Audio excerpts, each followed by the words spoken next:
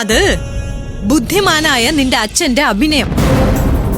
യോ, പാവത്തിന്റെ മുഖംമൂടി ധരിച്ച് അതിൽ ഒളിഞ്ഞിരിക്കുന്ന പക്ക ക്രിമിനലാണ് ഇദ്ദേഹം. തനിക്കില്ലാത്തതൊക്കെ മറ്റുള്ളവരെ അനുഭവിക്കുന്നത് കാണുമ്പോ അതിനോടുള്ള പക.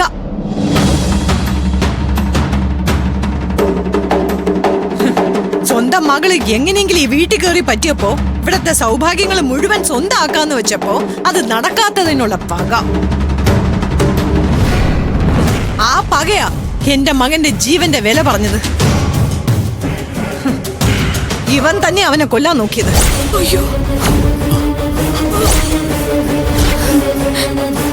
മാഡം, മാഡം വേണമെങ്കിൽ എന്നെ തല്ലിക്കോളൂ, പോലീസിനെ കൊണ്ട് പിടിപ്പിച്ചോളൂ, കൊന്നോളൂ.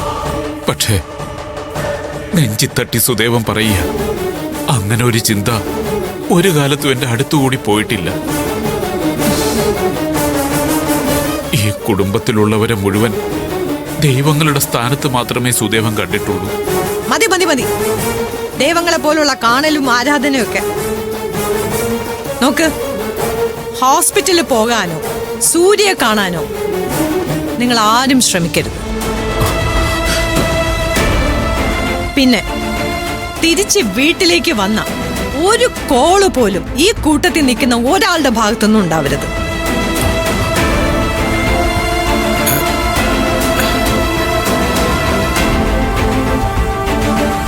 ഇതാ മാഡം. ദേ, കൊണ്ടുവന്നതും ഇവിടെ നിന്ന് കിട്ടിയതും ഒക്കെ കൃത്യമായിട്ട് ഈ ബാഗിലുണ്ട്. ഇതെല്ലാം എടുത്തിട്ട് ഈ നിമിഷം തന്നെ ഈ വീട്ടിൽ നിന്ന് ഇറങ്ങണം. ഇനി ഇങ്ങോട്ടേക്ക് ഒരു യാത്രയില്ലെന്ന് മനസ്സിൽ തീരുമാനിച്ചിട്ട്. മനസ്സിലായടാ? മക്കളെ, അതൊക്കെ എടുക്ക്.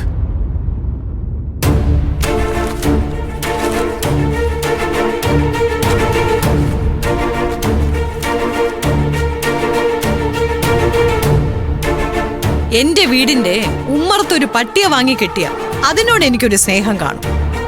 പക്ഷെ അതുപോലും നിന്റെ കുടുംബത്തിനോട് ഈ പത്മയ്ക്കില്ല. ഇറങ്ങിപ്പോ, ഇറങ്ങി പോടാ.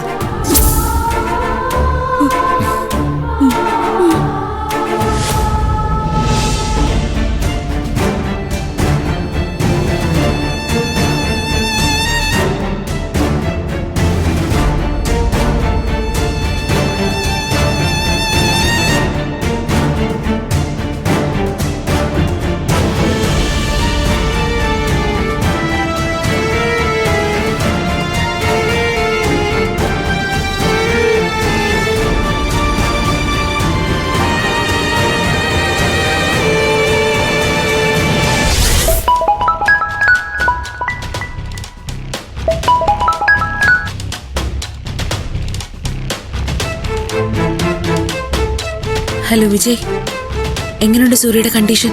ക്രിട്ടിക്കലാണെന്നാ കുറച്ചു മുമ്പ് ഡോക്ടർ പറഞ്ഞത്. എനിക്കാണെങ്കിൽ പേടിയാകുന്നു. അളിയൻ എന്തെങ്കിലും?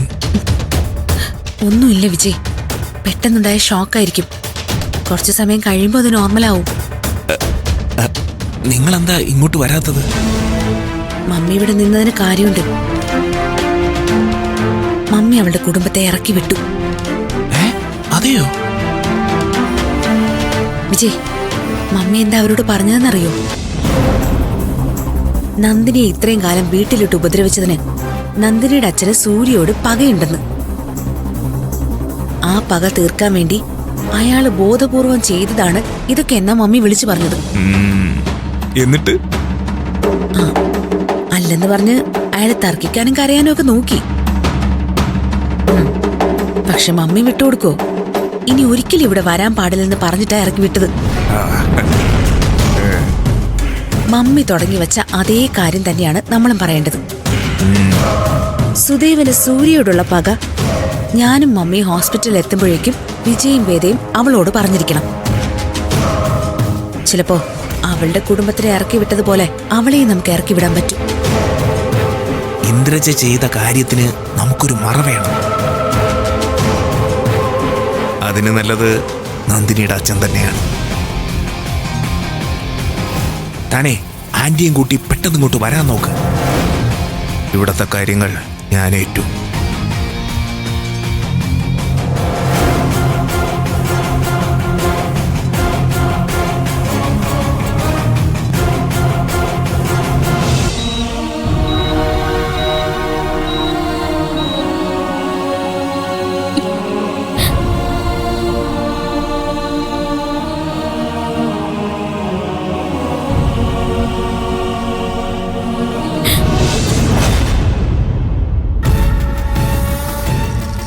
മമ്മി പറഞ്ഞത് സത്യമല്ലേ വിജയേട്ടാ? അയാൾ പക തീർത്തത് തന്നെയാ. എന്നാലും ഇങ്ങനെയൊക്കെ ഒരാള് ചെയ്യൂ? ഇവര് നാട്ടിൻപുറത്തുകാരല്ലേ? ഇവള് തന്നെ പറഞ്ഞിട്ടുണ്ടല്ലോ, മനസ്സിൽ ഒരാളോട് പക തോന്നിയാല് അയാളെ വെട്ടാനും കുത്താനും ഒന്നും ഒരു മടിയില്ലാത്ത നാട്ടുകാരാന്ന്.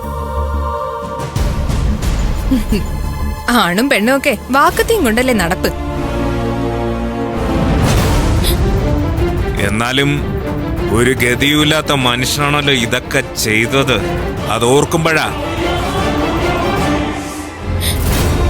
നിങ്ങൾ ആരെ കുറിച്ചാ പറയുന്നത്? എന്തിനെ കുറിച്ചാ പറയുന്നത്? നിന്റെ അച്ഛനുണ്ടല്ലോ, അയാളെ കുറിച്ച് തന്നെയാ പറയുന്നേ. ഏട്ടൻ അപകടം എങ്ങനെയാ ഉണ്ടായെന്നേ അയാള് മമ്മിയോട് സമ്മതിച്ചു. നിന്നെ കുറെ കാലമായിട്ട് വീട്ടിലിട്ട് ഞങ്ങൾ എല്ലാരും കൂടി കഷ്ടപ്പെടുത്തായിരുന്നല്ലോ. അയാള് അതിന്റെ പക തീർത്തതാണെന്ന്. ദേ, അനാവശ്യം പറയരുത്. എന്റെ അച്ഛൻ അങ്ങനെ ചിന്തിക്കുകയില്ല, അങ്ങനെയൊന്നും പറഞ്ഞിട്ടുണ്ടാവില്ല. അപ്പൊ കേട്ട് നിന്ന് ആന്റി കള്ളം പറഞ്ഞാണോ? ആന്റി വേണ്ട രീതിയിലൊന്ന് ചോദിച്ചപ്പോഴേ നിന്റെ അച്ഛൻ കുറ്റസമ്മതം നടത്തി. വിജയ് സർ, വേണ്ട വേണ്ട ഞാൻ പറഞ്ഞു. സൂര്യ സർ ഈ കിടപ്പ് കിടക്കുമ്പോ എന്നെ കൊണ്ട് ആവശ്യമില്ലാത്തൊന്നും പറയിപ്പിക്കരുത്. നീ പറഞ്ഞു ഇത്രയൊക്കെ നിന്റെ അച്ഛനെ ചെയ്ത് കൂട്ടായെങ്കില് നിനക്ക് പിന്നത്ത് പറയാനാണോ ബുദ്ധിമുട്ട്? സത്യം പറഞ്ഞ ഇവളെ ഹോസ്പിറ്റലിൽ നിർത്താൻ തന്നെ പേടിയാ.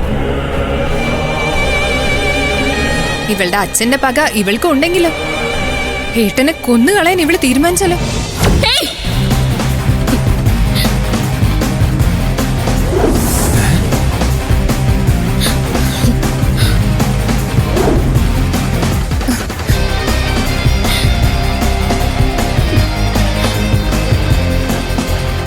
എന്താ എന്തിനാ നിങ്ങൾ ഇങ്ങനെ വീണ്ടും വീണ്ടും ബഹളം വയ്ക്കുന്നത്? പത്മ മേഡം വലിയൊരു കണ്ടുപിടുത്തം നടത്തിയിട്ടുണ്ട് സർ. എന്റെ അച്ഛൻ കരുതി കൂട്ടി സൂര്യ സാറിനെ കൊല്ലാൻ ശ്രമിച്ചു.